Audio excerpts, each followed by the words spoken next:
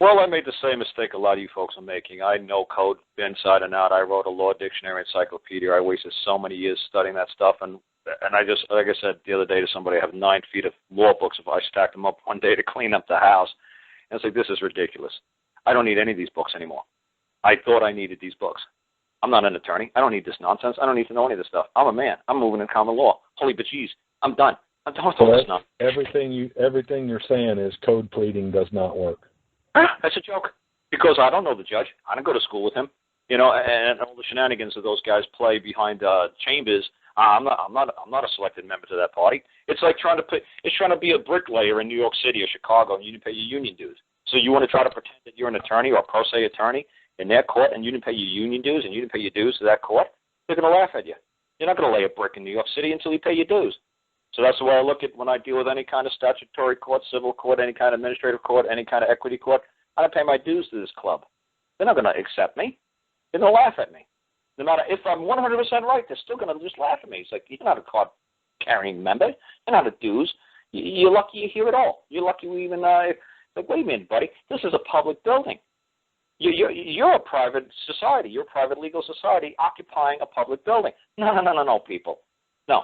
Like I said to some guy named Tom Murphy, I said to him, so why don't you folks out in California just say, hey, this is a public building, and court is open 24/7, right? Okay, so when the private legal society is done with them from 9 to 5, why can't we hold public court from 5 o'clock to 9 o'clock at night? They have night courts in New York City. They have night courts in Chicago. They have night courts in Boston. Why can't we have night court here? And why can't we do the public's business, the people's business at night? You want to allow the leasing process to go through with a public private entity called a legal society? You go right ahead. But this is a public building. Why do you close the door at 5 o'clock at night? I told him to take it down to the county commissioner and tell the county commissioner a group of you people want the courthouse to be open for the public from 5 o'clock until 9 o'clock at night, 2 nights a week. Make a simple proposal. So that way we could conduct common law trials, because for some reason you don't like doing common law. For some reason these lawyers don't do it. For some reason the judges don't want to do it.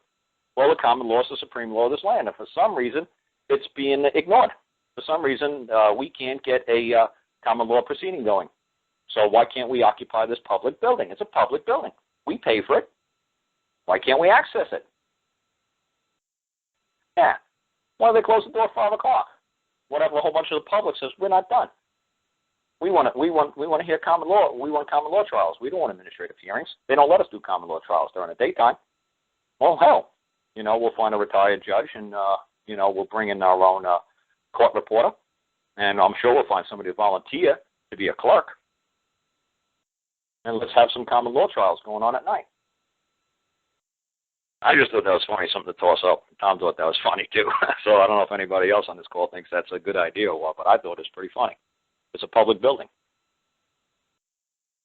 Because they say the only people who are allowed to speak in that courtroom are card-carrying bar members of a legal society. But I thought it was a public venue. I thought anybody could come into this venue and anybody could bring their claim forward. Well, if you don't have an attorney, we're not going to hear it. If you don't do this, we're not going to hear it. If you don't pay a fee, it's like, wait a second, I have a right to make a claim. Are you telling me I have to file a fee to make a claim? Oh, no. You don't have to file a fee to make a claim, but you got to file a fee to make a complaint. Oh, I see. So a complaint is different than a claim. Oh, absolutely. We can't charge you a fee to make a claim, but we can charge you a fee to make a complaint because that's legalese.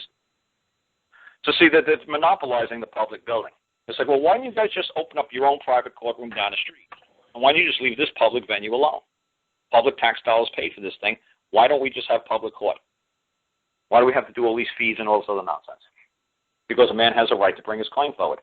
Why are you charging me a fee to bring my claim forward?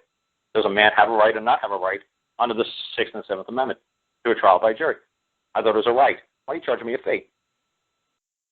So I'm just tossing out there. I'm thinking, making you guys, hopefully some of you folks are pretty sharp out there and you're making your wheels spin a little bit.